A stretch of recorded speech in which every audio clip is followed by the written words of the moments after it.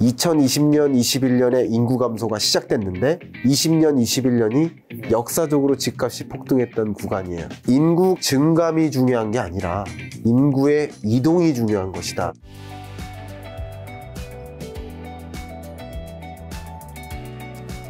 지금 아까 전에 말씀드렸다시피 2024년에도 금리 인하 쉽지 않다. 해도 하반기일 것이다라는 이 코멘트 해주셨잖아요. 네. 그럼 금리 이제 고금리가 이제 지속되는 거에 대한 부담감이 당연히 이제 한국은행의 기준금리는 우리나라의 집값에 굉장히 영향을 미칠 텐데 집값 조금이라도 어쨌든 폭등을 생각하시는 분은 아니지만 조금이라도 상승은 가능할까요?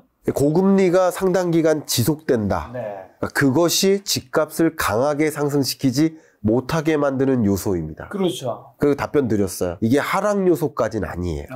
제가 그 말씀을 답변 드릴게요. 일단은 이런 말씀부터 드릴까요? 우리나라보다 기준금리가 훨씬 높은 주택담보대출금리가 훨씬 높은 미국 집값은 이미 5월부터 반등했고요. 지금 전고점으로 돌아왔습니다. 영국 집값도 영국의 물가가 미국보다도 높아요. 독일 물가가 미국보다도 높아요. 유러피언 국가들의 물가 상승률이 높아요. 그래서 이들이 정말 이례적인 긴축을 단행했어요. 이들도 5월 즈음에 집값 등락률이 상승세로 전환됐어요. 5월이란 거는 올해 5월인가요? 작년 23년 5월이요. 23년 5월. 계속 떨어지다가. 그러니까 우리는 7월로 보고 있고요.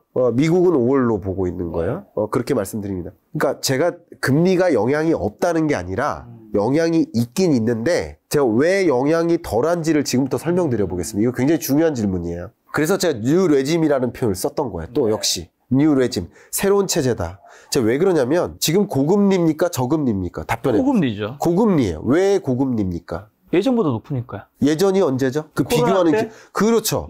우리가 지금 금리가 높다라고 인정하는 이유는 우리의 그 금리의 비교 기준이 2020년, 21년이기 때문에 그래요. 근래 경험했었던 정말 낮은 금리를 경험했기 때문에 지금 금리가 높다라고 생각하는 경향이 있어요. 맞습니까? 자, 근데 2020년, 21년 금리가 이상한 거예요? 22년, 23년 금리가 이상한 거예요. 굳이 이상한 걸 찾자면 20년 금리가 이상한 금리인 거예요. 그때가 너무나도 지나치게. 경제도 이상한 경제였고요. 경제 위기였고요. 팬데믹이라는 이상한 경제 위기가 찾아온 거고요. 금리도 홍익인간 이래로 가장 낮은 금리를 도입했던 겁니다.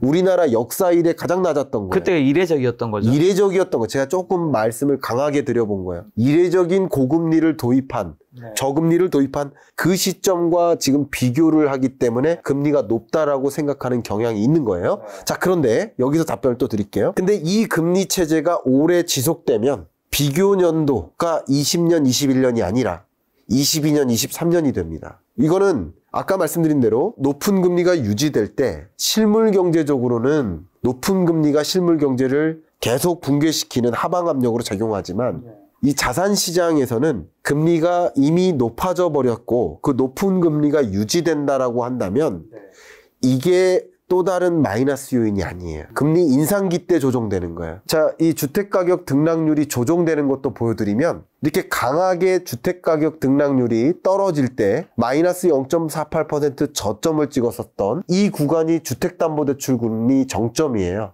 2022년 10월입니다. 이때 강하게 떨어졌던 거예요. 그리고 그 이후에는 주택담보대출 금리가 조금씩 떨어집니다. 이런 것도 한번 생각을 해보시면 금리가 지금도 높고 내년에도 높다라고 해놓고서 어떻게 집값이 올라갈 수 있느냐라고 말씀하실 수도 있겠지만 금리에 대한 어떤 기준이 바뀌는 거다. 그래서 뉴 레짐이라고 표현한 거예요. 그 다음 더 중요한 거 말씀드릴게요. 제가 이렇게 강연 같은 데 가면 일부러 한번 손을 들어봐 달라고 합니다. 지금 집값이 반등하고 있다에 동의하시는 분 손들. 지금 반등하고 있죠. 그리고 아니다. 지금도 떨어지고 있다. 손 들어보세요. 이렇게 손 들어봅니다. 그러면 서울의 경우에는 얼마 전에 동아일보 재테크쇼에 갔는데 7대3으로 상승하고 있다에 손을 들어요. 근데 물론 나머지 30%는 아직도 하락하고 있다라고 생각하셔요. 왜요? 데이터가 일단 상승했는데. 왜냐고가 아니라 이분들이 생각하는 그 집값의 정의는 나의 집값이기 때문에 그래요. 그러니까 약 70%의 집값은 반등하고 있는데 30%의 집값은 아직도 조정되고 있어요. 그러니까 이 영상을 보시는 구독자 여러분들도 저마다 달리 느껴지실 거예요. 내 집이 기준이니까. 그러니까요. 근데 제가 여러분들께 지금 드리고 싶은 조언은 여러분이 시장을 보시려면 내 집을 보시면 안 돼요. 전국 평균 매매 가격을 보셔야 돼요. 그게 시장을 보는 거예요. 시장을 보고 내가 관심 있는 집을 보셔야 되는 거지 내 집이 기준이 되면 안 돼요. 그 시장을 보는 게 평균 가격인 거예요. 그렇죠. 근데 제가 왜 이 말씀드리냐면 고금리 말씀하셨으니까 이 고금리에 어떻게 10억 대출 받아서 집을 사라는 말입니까? 나는 집 살 여력이 안 되는데요. 굉장히 죄송한 표현입니다만 그렇기 때문에 모두가 집을 살 수 있는 시점이 아닌 거예요. 그런데 역시 그마저도 나의 집을 보지 말고 나의 사정을 보지 마라. 이 말씀을 드린 이유는 전체적인 사정을 봐라. 고금리여도 대출 1도 끼지 않고 집 살 자산가들 많습니다. 그리고 대출 조금만 끼고 집 살 수 있는 그런 또 세대들도 많습니다. 물론 대출 이만큼 껴서는 도저히 집 살 수 없어 하시는 그런 계층들도 분명히 있으십니다. 없다는 게 아니에요. 근데 이 전체를 본다면 살 수 있는 자가 또 많이 있어요. 그것도 한번 감안하시면 좋겠고요. 그렇다면 고금리가 오래 지속된다 하더라도 그게 더 이상 고금리가 아니다라고 느끼는 사람들이 많아지기 시작하고 그 고금리에도 그 부담, 빚부담을 갖지 않고 집 살 여력 있는 그런 계층들이 많이 있다. 그렇기 때문에 뭐 또 고금리가 여전히 지속되니까 강한 상승은 아니겠지만 상승 기조를 유지할 수는 있다라는 근거를 이렇게 말씀드린 겁니다. 그러면 이제 하락을 얘기하시는 분들의 마지막 질문 한 번만 더 드리면 네. 경기 침체라고 하셨잖아요. 네. 내년에도 경기 침체는 여전할 거라 하셨고 네. 근데 집값 하락이 안 나는 게 이건 말이 안 되지 않나 할 수 있잖아요. 네, 또 좋은 질문 주셨네요. 네, 경기 침체. 우리 김 작가님이 많이 성장하셨네요. 알겠습니다. 키는 그대로인데 키가 크고 싶어. 며칠 전에 엘리베이터 탔는데 옆에 키에 195가 있는 거예요. 근데 저도 뭐 작은 키 172니까 작은 키인데 그 사이에 있으니까 내가 무슨 소리고 좋은 방법이 있어요. 엘리베이터에서 내리세요. 중간에 누르고 내리세요. 그러니까요. 성장을 얘기하다가 이 얘기를 했는데 일단 경기 침체의 정의가 경제 규모가 줄어드는 게 아닙니다. 경제 성장률이 줄어드는 겁니다. 그렇죠. 아까도 말씀드렸잖아요. 물가가 떨어지는 게 아니에요. 물가 상승률이 떨어지는 거예요. 경기도 마찬가지예요. 경제 성장률이 줄어드는 거예요. 경제는 성장하는 거죠. 그러니까 올해도 2023년도 1.4%가 경제가 전년보다는 성장한 거예요. 네. 그리고 내년에도 1%대 성장할 것으로 보고 있습니다. 경제 규모가 줄어드는 게 아니에요. 첫 번째고요. 두 번째는 경기 침체와 같은 경제가 부작용을 받아서 혹은 악재가 작용해서 경제 규모가 빠르게 수그러든다. 이것은 집값이 강하게 반등하게 만드는 요인은 아닙니다. 강한 반등세는 아니에요. 약한 반등세를 보여주는 거예요. 그리고 또 한 가지 꼭 드리고 싶은 이야기는 경기 침체, 경기 악화의 정의를 갖다 댈 거면 2020년은 왜 이렇게 집값이 상승했냐라는 반문을 드리고 싶어요. 경기 침체의 정도가, 경제 위기의 정도가 그 자체가 집값을 떨어뜨리거나 올리는 효과도 있겠지만 그거보다 경기가 악화되면 악화될수록 그 경제는 상대적으로 물가는 빨리 잡히는 구조예요. 그리고 그 경제는 금리를 인하해야 되는 기조예요. 그리고 시중금리도 떨어지는 구조예요. 경기 침체만으로 집값이 떨어진다라고 반문하는 것은 좀 약하다. 물론 집값의 강한 상승 요인은 아니겠어요. 이런 것들을 종합해 볼 때 상승 요인이라고 저는 생각합니다. 자, 교수님이 이번에 출간하신 책에서 2024년 부동산 시장 트렌드를 비대칭화라는 표현 쓰셨어요. 네. 요거는 어떤 의미인 거죠? 뭐 양극화를 설명하시는 거예요? 이거 굉장히 중요한 표현이세요. 대칭을 이루지 못한다. 데칼코마니를 기대했는데 찍어보니까 여기는 나비고 여기는 잠자리. 이 비대칭화는 제가 보기에 우리가 부동산 시장을 들여다보는데 굉장히 우리가 중요한, 우리가 장착해야 될 하나의 관전 포인트다라는 걸 말씀드립니다. 많이들 인구가 감소하기 때문에 집값이 떨어지는 거 아니냐 이렇게 말씀하시는 분이 계셔요. 근데 이 부분에 대해서 제가 반문하면서 답변을 드리겠습니다. 인구 감소, 증감이 중요한 게 아니라 인구의 이동이 중요한 것이다. 이 말씀을 드리고 싶고요. 그리고 역시 인구 감소가 시작된 게 2020년인데 2020년, 21년에 인구 감소가 시작됐는데 20년, 21년이 역사적으로 집값이 폭등했던 구간이에요. 인구 감소만으로 집값이 떨어진다는 것을 강하게 주장하기는 한계가 있다. 물론 인구 감소는 집값의 하방 압력일 겁니다. 그것을 동의하지 않진 않아요.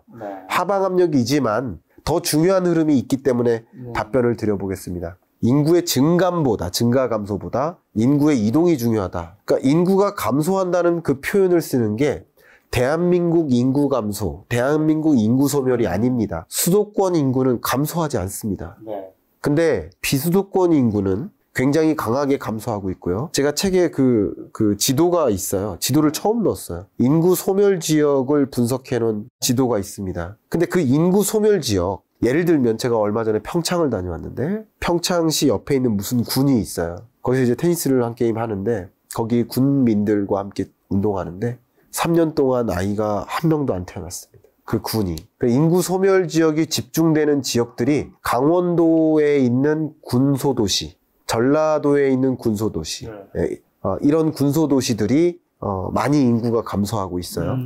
출산이 멈췄어요. 근데 돌아가시기는 하잖아요. 죄송하지만 인구가 감소하는 거예요. 그러니까 인구 소멸 도시가, 여러분 인구 소멸 도시를 관심 있게 보셔야 됩니다. 이 비대칭화를 보려면. 그래서 인구 감소라는 잣대를 가지고 부동산 시장을 말씀드리려면 비대칭화라고 설명하셔야지 집값 하락이라고 설명하시면 안 됩니다. 첫 번째고요. 두 번째 더 중요한 말씀을 드릴게요. 여기도 24년 그 부동산 공급 대책을 제시를 해놨는데요. 우리 추석 연휴를 맞이하기 직전일에 주택 공급 대책을 발표했습니다. 그 발표한 내용을 보면요. 다 뭐 3기 신도시, 그리고 공공주택 공급 지역, 신규 택지 개발. 근데 이게 다 대상 지역이 어딘지 아세요? 서울이 있으면 이렇게 뺑 둘러싼 지역입니다. 수도권입니다. 경기 지역이에요. 이게 뭘 얘기하느냐? 사람들이 거기를 원한다? 원할 수도 있겠죠. 근데 거기에 지금 현 정부의 주택정책 기조라는 관점에서 봤을 때 여기가 주거지로서 더 많은 주택 수요가 있다라고 판단한 거예요. 그럼 한번 제가 질문 드려볼게요. 최근에 가본 신도시 어디 있으세요? 위례 가봤습니다. 위례 신도시. 그 밖에도 뭐 동탄 신도시. 뭐 근래 그런 신도시가 등장했지만 조금 전에는 하남시. 하남. 네, 조금 더 전에는 분당이나 일산. 그죠? 이게 다 신도시 아니겠습니까? 그렇죠. 이 신도시가 지금의 어떤 모습인가요? 그러니까 판이 다른 도시의 모습 아닌가요? 그 도시가 건립되기 전 단계의 그 지역의 모습은 어땠을까요? 농촌. 거의 뭐 황무지 같은 농촌, 논밭 이런 느낌이에요. 그러니까 결과적으로 지대 가치가 상대적으로 떨어졌던 지역에서 신도시로 바뀌는 과정에서 주택 공급이 많이 늘어난다고 해서 가치가 떨어질까요? 가치가 올라갈까요? 저는 상식에 부합하는 질문을 드리는 거예요. 상식적으로 질문 드리는 겁니다. 여러분들도 한번 생각해 보시고 답변해 보세요. 그러니까 신도시가 건립된 지역들을 한번 다녀보시면, 예를 들어 동탄 호수공원 같은 데 가면 저는 어떤 확신을 했냐면 바로 이곳이 우리나라에서 가장 살기 좋은 지역이다. 그런 확신을 가질 만큼 정말 멋있습니다. 정말 라스베이거스보다 훨씬 훌륭해요. 분수 모습 이런 거 보시면 놀랍니다. 제가 무슨 말씀 드리냐면 신도시를 건설할 때 대충 건설하지 않아요. 그러면 그 도시가 가치가 확 올라갑니다. 제가 반증 한번 해봐드리면 강남구가 있고, 강남구 집값이 비싸잖아요. 그 강남구 중에서도 몇 개의 동의 그 상대적으로 주요 강남구가 아닌 지역, 이런 동 지역의 주택 가격을 보면 위례 신도시의 주택 가격보다도 싸요. 그만큼 위례 신도시의 주택 가격이 비쌉니다. 그러니까 제가 왜 이 말씀을 드리냐면 그만큼 신도시는 주택 공급이 늘어나지만 그만큼 수요도 같이 발동하는 지역이기 때문에 그 신도시를 중심으로 집값은 올라가요. 그 인근의 집값도 같이 올라가요. 그런데 이 인구는 다 어디서 유입된 걸까요?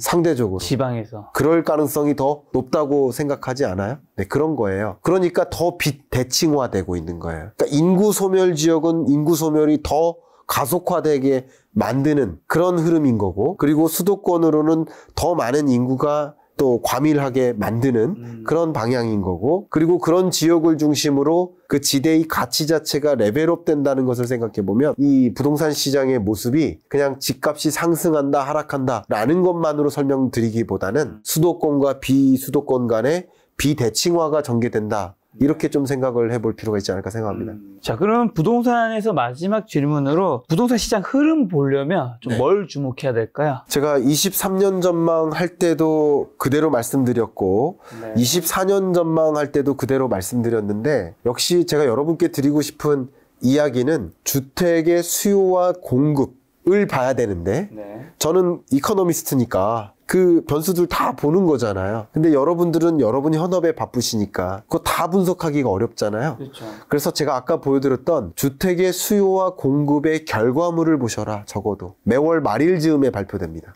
말일 즈음, 말일이나 말일 전, 그 오피스데이 그날에 발표가 되는데 그럼 그때 기사화도 다 돼요. 예. 그러면 미분양 주택 건수가 발표되면 미분양 주택 건수가 6만 호 밑으로 더 떨어지나 아니면 6만 호를 초과해서 다시 6만 5천 호를 향해 가나 이런 것을 좀 지켜보시면 그게 집값의 흐름을 가늠하시는데 크게 도움이 되실 거다. 이런 말씀을 드리고요. 그 다음 두 번째 그냥 이 말씀은 좀 강조할게요. 부동산 시장은 이 주식시장하고 다른 게 주식시장은 양은 냄비 같아서 저는 개인적으로 기술적 분석으로 접근하는데 좀 한계가 있지 않느냐 하는 생각을 갖고 있는 사람이에요. 제가 틀릴 수도 있습니다. 근데 부동산 시장 같은 경우는 가마솥 같아서 움직임이 그 흐름을 그냥 기술적 분석으로도 쉽게 말하면 가격 등락률의 흐름을 지켜보는 것만으로도 어느 정도는 가늠하실 수 있다. 저는 이렇게 생각을 합니다. 그래서 기술적 분석이라는 관점에서 지금 보여드리고 있는 가격 등락률의 개념을 꼭 찾아보십시오. 자, 이 가격 등락률을 잠깐 보시면요. 이때가 가격의 정점이라는 거죠. 고점이고 22년 뭐 요 정도의 중반쯤부터 가격이 떨어지다가 0 미치죠. 이때까지도 가격이 떨어지는 거죠. 그리고 이게 0을 통과하면 가격이 오르는 겁니다. 이 그래프를 가격 그래프로 잠깐 바꿀게요. 이겁니다. 가격 그래프로 바꾸면 예를 들면 정점이 평균 아파트 매매 가격이 대략 5억 6천만 원 정도 됐었는데 그 이후에 완만하게 떨어지다가 가파르게 떨어지죠. 이러다가 바닥을 찍죠. 이 바닥을 찍고 조금 살포시 올라가죠. 그러니까 거의 4억 9천만 원 정도를 찍다가 5억 원에 가깝게 올라온 거예요. 이게 가격의 흐름이에요. 근데 가격의 흐름도 보셔도 좋고 등락률의 흐름을 보셔도 좋은데 이렇게 아파트는 매매 가격이 중장기적으로 우상향하든 우하향하든 저는 그건 강조하고 싶지 않아요. 여러분의 믿음과 철학에 따라 달라요. 그러니까 우상향하든 우하향하든 플럭추에이션을 그리면서 우상향하거나 올랐다 내렸다 플럭추에이션을 그리면서 우하향할 거예요. 그러면 이 플럭추에이션이 뭐예요? 그게 사이클인 거죠. 그 사이클을 그린다라고 생각해보면 한동안 오를 때는 좀 오른다. 한동안 떨어지는 구간에는 한동안 떨어진다. 또 이렇게도 좀 그림 그리시는 것도 좋은 접근입니다. 그러니까 이 그래프와 미분양 주택 건수라는 그래프를 같이 보시면서 판단하시는 것을 전 추천드리고 싶어요.